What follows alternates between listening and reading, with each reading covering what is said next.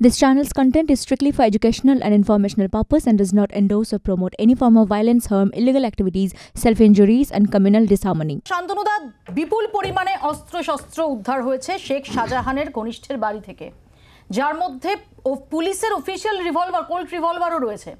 এবং এমন দিনে এই উদ্ধারগুলো হচ্ছে যখন আপনারা সিবিআই তদন্ত, সন্দেশখালী কাণ্ডে সিবিআই তদন্ত রুখতে আপনাদের সরকার তারা শীর্ষ আদালতে মুভ করছে।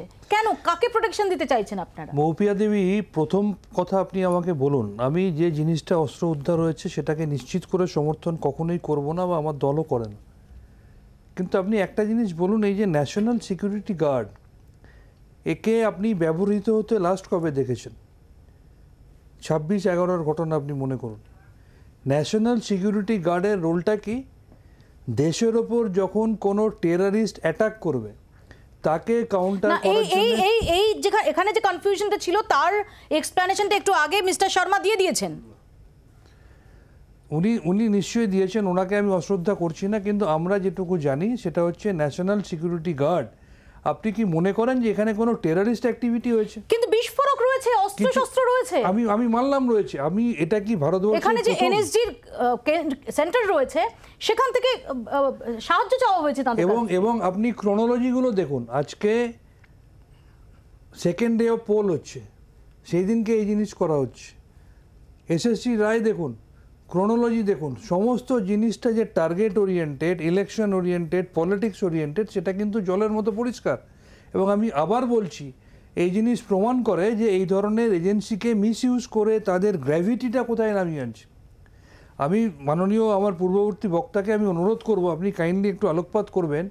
আপনি কি মনে করেন না যে এই ধরনের ঘটনায় এনএসজিকে পাঠানোর মধ্যে দিয়ে ঠিক যেভাবে অন্যান্য সেন্ট্রাল এজেন্সিকে অপব্যবহার করে তাদের গ্র্যাভিটি একদম তলানিতে নিয়ে এসেছে, এনএসজির মতো একটা অর্গানাইজেশন, আপনি আমাকে বলুন তো এখানে আপনি দেখাচ্ছেন যদি অত্যাধুনিক বিদেশি অস্ত্রশস্ত্র বা বিস্ফোরক থাকে তাহলে সেখানে এনএসজি কমান্ডোরা যাবেন না কেন? না, আমি মৌপিয়া দেবী, আপনি আমাকে বলুন, বিজেপি অ্যাপয়েন্টেড কাশ্মীরের রাজ্যপাল সত্যপাল মালিক কি বলেছেন? নির্বাচনী বৈতরণী পার করার জন্য অন্যায়ভাবে 40 জন জওয়ানকে বলি দেওয়া হয়েছিল। সেখানে আপনি এনএসজির ইনভলভমেন্ট দেখেছিলেন?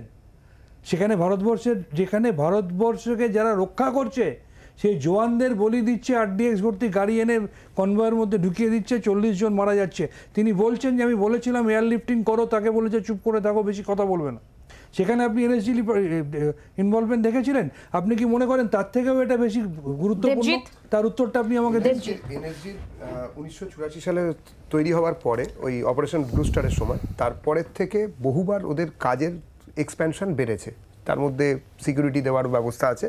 আর সবথেকে বড় ন্যাশনাল বম্ব ডাটা সেন্টার, যেটা এনবিডিসি বলে যেটা আমরা জানি, সেটার দায়িত্বটা, সেটা একটা উইং এনএসজির। এখানে যা পাওয়া গেছে, এগুলো তখনই হতো যদি খালি হাতে এনএসজি ফেরত যেত। সিবিআই তল্লাশি করতে গেছে, এর আগে ইডি তল্লাশি করতে গেছে, কি মারাত্মক বাধার সম্মুখীন হয়েছে। সেই দিন যদি এই জিনিস যন্ত্রপাতি যা বেরিয়েছে, আর্মস অ্যান্ড অ্যামুনিশন, সেগুলো দিয়ে যদি গুলি চলতো তাহলে কি হতো, তাহলে কি না হতো।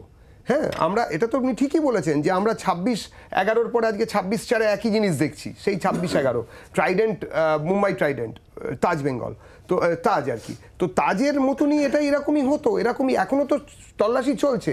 আমার তো ধারণা যেসব কথাবার্তা বেরিয়েছে সবই আমরা খবরের কাগজে পড়েছি বা আপনাদের থ্রুতেই দেখেছি।